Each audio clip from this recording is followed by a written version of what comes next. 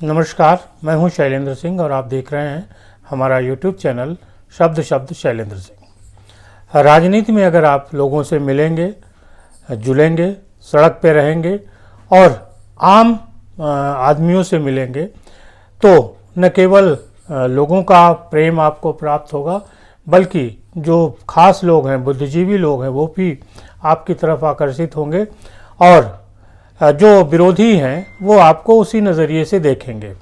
राहुल गांधी की जो यात्रा आज उत्तर प्रदेश पहुंची, उसको अगर देखा जाए तो ये कहा जा सकता है कि जिस तरीके से राहुल गांधी ने 3000 किलोमीटर की अपनी भारत जोड़ो यात्रा पूरी की है, उसने उत्तर प्रदेश में आते, जब दिल्ली से उसने उत्तर प्रदेश में प्रवेश किया, भले ही उत्तर प्रदेश के पश्चिमी हिस्से में वो 2.5 दिन रहनी है, लेकिन उसने एक माहौल बनाने का काम किया।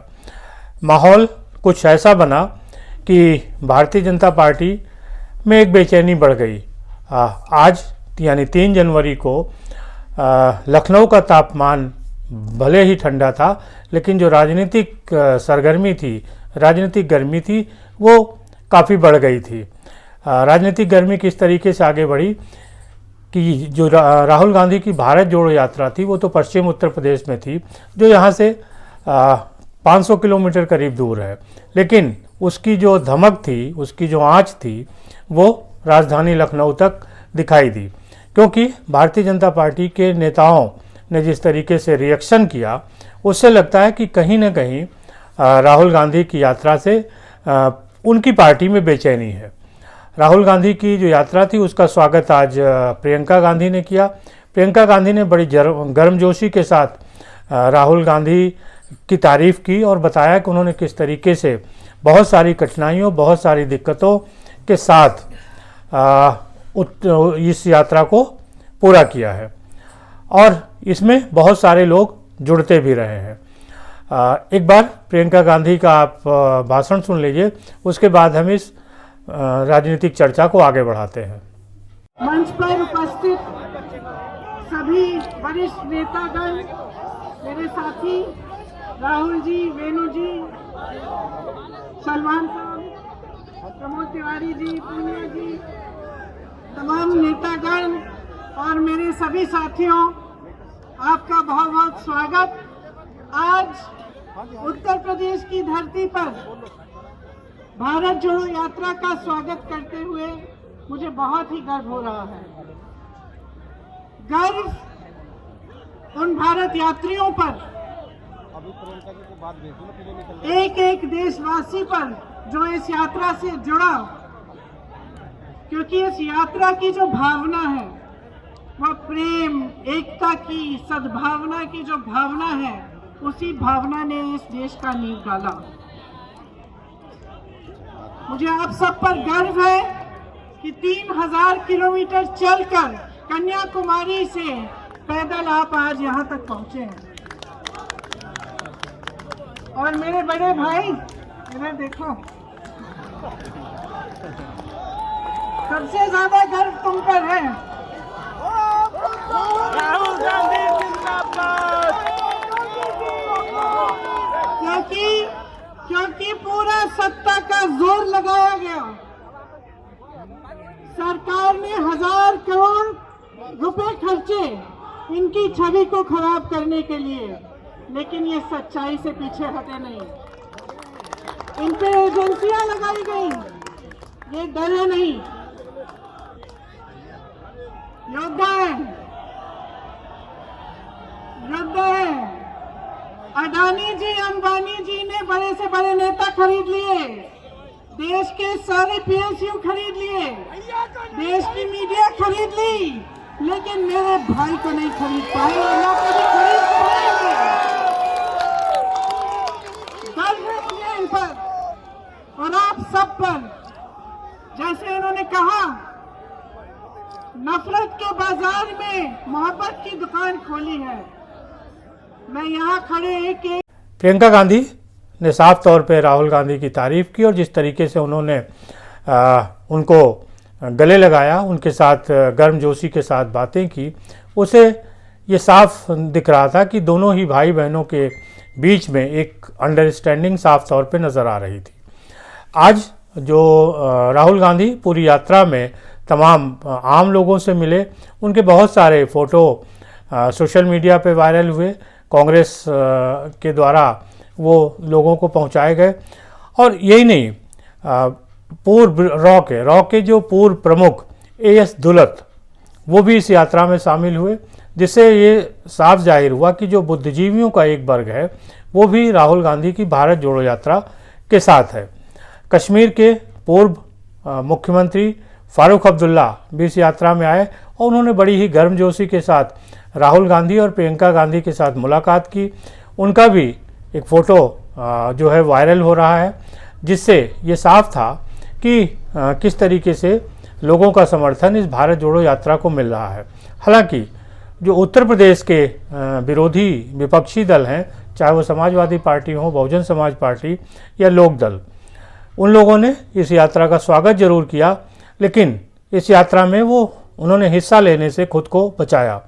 इसकी वजह ये बताई जा रही है कि चूँकि बैकवर्ड, दलित और जाट ये जो वोट बैंक है ये तेज़ी से कांग्रेस की तरफ मूव कर सकता है, इसलिए इन दलों को ये लगता है कि अगर कांग्रेस यहाँ पे मजबूत होगी तो ये वोट बैंक उसके साथ जाएगा और ये दल कमज़ोर होंगे।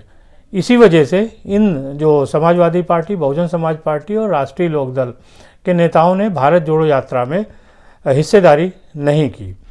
भारत जोड़ो यात्रा को लेकर भाजपा में क्या बेचैनी दिखी? सबसे पहले भारतीय जनता पार्टी के प्रमुख नेता हैं, स्वास्थ्य मंत्री हैं और उत्तर प्रदेश की योगी सरकार में डिप्टी चीफ मिनिस्टर हैं ब्रजेश पाठक। ब्रजेश पाठक ने भारतीय जनता पार्टी प्रदेश कार्यालय पर एक प्रेस कॉन्फ्रेंस बुलाई और उस प्रेस कॉन्फ्रेंस में उन्होंने कहा कि राहुल गांधी की जो यात्रा है ये भारत तोड़ने का काम कर रही है। इसके अलावा राहुल गांधी के ऊपर उन्होंने सवाल उठाया कि उन्होंने सिर्फ उत्तर प्रदेश से गुजरे हैं, वो उत्तर प्रदेश को टच किया है, पूरे उत्तर प्रदेश को उन्होंने भ्रमण नहीं किया है। और अगर वो पूरे उत्तर प्रदेश को देखते तो उनको पता चलता कि कांग्रेस की क्या हालत है। ब्रजेश पाठक का ये जो प्रेस कॉन्फ्रेंस थी उसका एक उद्देश्य यही था कि किसी तरीके से जो भारत जोड़ो यात्रा को समर्थन पश्चिमी उत्तर प्रदेश में मिला है उसको सवालों के कटघरे में खड़ा किया जाए। और सिर्फ ब्रजेश पाठक ही नहीं, उसके बाद अशोक पांडे जी जो भारतीय जनता पार्टी के नेता हैं उन्होंने भी इस पर अपनी प्रतिक्रिया दी और उनका भी कहना था कि राहुल गांधी जो है उन्होंने पूरे उत्तर प्रदेश, जो सबसे बड़ा प्रदेश है देश का, जहां सबसे ज़्यादा लोकसभा की सीटें हैं, वहां कम समय दिया। उन्होंने साफ तौर पे कहा कि 9 दिन चले 2.5 कोस, तो वो 2 दिन में ही उन्होंने 2.5 कोस वाली जो कहावत है उसको पूरा किया और सिर्फ 2.5 दिन ही वो उत्तर प्रदेश में चल पाए। अशोक पांडे जी का भी बयान आप सुन लीजिए। राहुल गांधी जी उत्तर प्रदेश में अपनी यात्रा को लेकर के आ रहे हैं। राजनीतिक दल हैं, विपक्ष है, उनको अपना काम करना चाहिए, अच्छी बात है। लेकिन ऐसे उनका कौन सी कमजोरी है जिस कमजोरी, उस डर या भय है, जिस डर और भय के कारण वो मात्र 75 जिलों वाले उत्तर प्रदेश के मात्र 3 जिले जो भी पूरा नहीं कर रहे हैं, 2.5 जिले से ही वापस चले जा रहे हैं। तो उन्होंने पहले ही दिन में कर दिया कि दो दिन चले 2.5 कोस। तो 2 दिन में वो 2.5 कोस पूरा करने की जो स्थिति पैदा कर रहे हैं तो वो ढाक के 3 पात की स्थिति होकर रह जाएगी, ऐसा मेरा मानना है। क्योंकि अभी तो उनको इस यात्रा को लखनऊ तक लेके आना चाहिए था। आप लखनऊ में आते, यहां आकर के अपने कार्यकर्ताओं को जोड़ते, जो उनकी पार्टी वेंटिलेटर पर है उसके अंदर प्राण फूंकने का काम करते, उसके अंदर ऊर्जा देने का काम करते, वो ज्यादा बेहतर था, उसकी ज्यादा आवश्यकता थी। लेकिन ऐसा उन्होंने नहीं किया। जहां तक उनकी बहन यहां आ चुकी हैं प्रियंका जी, और वह अपनी पूरी जोर आजमाइश करके यहां से टाटा फिश होकर के वापस जा चुकी हैं। फिर उसी प्रकार एक बार इन्होंने, मायावती जी का राज्य था, मायावती जी मुख्यमंत्री थी उत्तर प्रदेश की, उस समय भी एक जमीन आंदोलन, भूमि आंदोलन का एक बहुत बड़ा बखेड़ा खड़ा करके वह मोटरसाइकिल की यात्रा करके भट्टा परसौल पहुंच गए थे। लेकिन उसका परिणाम क्या हुआ ये हम सब जानते हैं कि उसका कोई अर्थ नहीं निकला। और वह जनता जो उनके साथ जुड़ी थी यह सोच करके कि ये जमीन पे हमारी बचाएंगे, एक भूमि आंदोलन में एक नया अध्यादेश ले आएंगे, लेकिन ऐसा वो कुछ नहीं कर पाए और वह पूरी तरह से फ्लॉप नेता साबित हुए। तो मैं ये मानता हूं कि जो फ्यूज बल्ब है वह नहीं जलता और यह एक कंफ्यूज यात्रा साबित होगी। जहां तक उन्होंने विपक्षियों को पत्र लिख करके उनसे सहयोग मांगा है, लेकिन यहां भी उनकी दूरदर्शिता काम नहीं आई। उनको कोई भी विपक्ष का नेता अपना नेता मानने के लिए तैयार नहीं है। तो सबसे पहले जो इनको अपनी स्वीकार्यता को लेकर के ही प्रश्न चिन्ह उठा हुआ है कि राहुल कोई स्वीकार्य नेता नहीं बन पा रहे हैं और वह पूरी तरह से कंफ्यूज हैं। जब तक कोई व्यक्ति की नीयत साफ नहीं होगी, उसकी नीति नहीं होगी, उसके पास कोई विजन नहीं होगा। अगर ऐसा इनके पास विजन होता तो निश्चित तौर पर अपनी विजनरी बताते कि वह क्या करना चाहते हैं। वह आज तक मोदी जी का विकल्प बनने का प्रयास कर रहे हैं और उनकी ही पार्टी के लोग उनको मोदी जी का विकल्प नहीं मानते। विपक्ष का कोई नेता उनको मोदी जी का विकल्प नहीं मानता। तो जब वह देश में एक वैकल्पिक प्रधानमंत्री के रूप में भी तैयार नहीं हो पा रहे हैं, उनको लोग अपना मुखिया मानने के लिए तैयार नहीं हो रहे, तो मुझे ऐसे में लगता है कि यह यात्रा पूरी तरह से फ्यूज और कंफ्यूज और फ्लॉप यात्रा साबित होगी। तो अशोक पांडे जी और ब्रजेश पाठक ये भारतीय जनता पार्टी के दोनों नेता हैं। मंत्रिमंडल में Brajesh Pathak deputy chief minister हैं और अशोक पांडे जी भारतीय जनता पार्टी का जो संगठन है उसके प्रमुख नेता हैं। तो इन लोगों के बयानों से ये साफ लग रहा है कि कहीं ना कहीं जो भारत जोड़ो यात्रा की गर्मी राजधानी लखनऊ तक पहुंची थी, उस गर्मी पर इनको पानी डालने का इन्होंने काम किया, जिससे कि इस यात्रा का जो गर्माहट है वो राजधानी आते आते ठंडी पड़ जाए। लेकिन अब ये देखना है कि उत्तर प्रदेश से जब ये बाहर निकलती है यात्रा, तब उसका क्या रिस्पांस मिलता है, और जब कश्मीर जहाँ पे कि अपना उसका आखिरी पॉइंट है वहाँ पहुँचती है, तो किस हिसाब से वो यात्रा चलती है।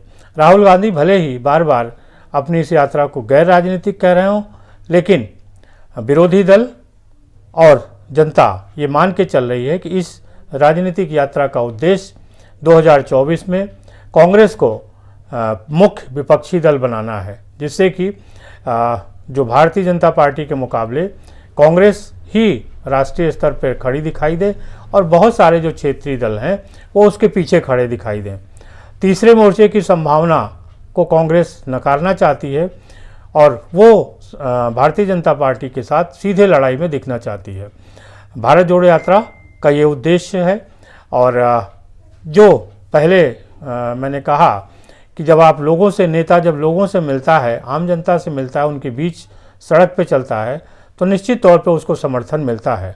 और इस यात्रा में राहुल गांधी ने भी जिस तरीके से पदयात्रा की है वो निश्चित तौर पे काबिले तारीफ़ है। उन्होंने पूरी मेहनत की है और इस दौरान वो लोगों से जुड़े हैं। इसका एक सकारात्मक जो परिणाम है वो उनके पक्ष में दिखाई दे रहा है कि जो हवा है वो एक तरीके से बनती दिखाई दे रही है। जो अभी तक दिख रहा था कि कांग्रेस का कोई खेवन हार नहीं है, तो अब ये लग रहा है कि अगर भारतीय जनता पार्टी के मुकाबले राष्ट्रीय स्तर पे कोई खड़ा हो सकता है तो वो कांग्रेस ही है।